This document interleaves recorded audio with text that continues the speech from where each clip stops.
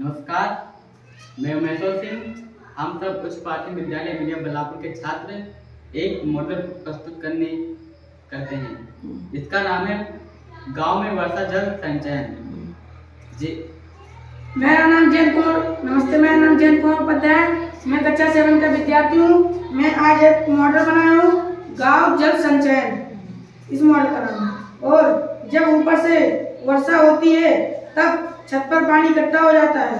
छत के जुड़े पाइप के माध्यम से टैंकर में उपस्थित हो जाता है। फिर वही पानी खेत में उपस्थित हो जाता है। फिर इसी खेत के सिंचाई में काम आता है। फिर हमारे दैनिक जीवन में भी काम आता है यह पानी। जैसे कि हम जानते हैं कि जैसे शहरों में बहुत ही सुविधाजनक व्यवस्था होती है, सरकार व्यवस्था रहती है, जैसे कि गांव में वैसी नहीं होती, जिससे वर्षा का जल इधर उधर गड्ढे में एकत्रित होकर विषाणु जनित या मच्छर की वृद्धि हो जाती है, जिससे आसपास के गाँव वासियों को बहुत ही बीमारी का सामना और तकलीफ उठाना पड़ता है।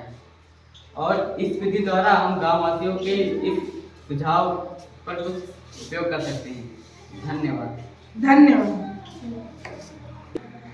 यह प्रोजेक्ट ऐसा है जैसे हम अपने गांव में वर्षा जल संचयन के द्वारा अपने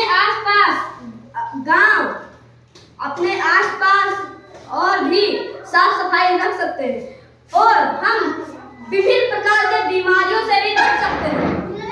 धन्यवाद।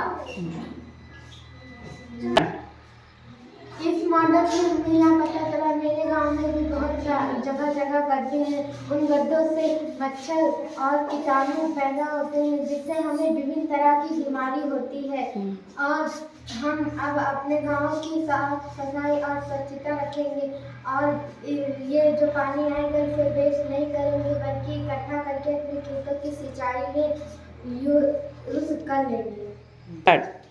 इस मॉडल से हम यह कहना चाहते हैं कि हमारा गांव साफ भी रहेगा और स्वच्छ भी रहेगा।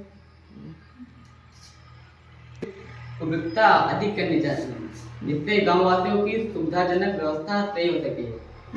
सरकार से इसकी व्यवस्था करवाएं। जैसे कि हम बताना चाहते हैं कि शहरों में जल से संबंधित जन की सुरक्षा के लिए बहुत सी विभिन्न विधियाएं हैं, जिनका उपयोग कर शहर के वासियों द्वारा जल की सुरक्षा प्रदान की जाती है। परंतु गांव में उपस्थित जो गड्ढे हैं, जैसे सड़क इत्यादि में जल भर जाता है, परंतु जल का सदुपयोग नहीं हो पाता। ये सरकार से हमारी गुजारिश है कि गाँव वासियों के और हर घर में इस व्यवस्था का उपयोग होता है। धन्यवाद।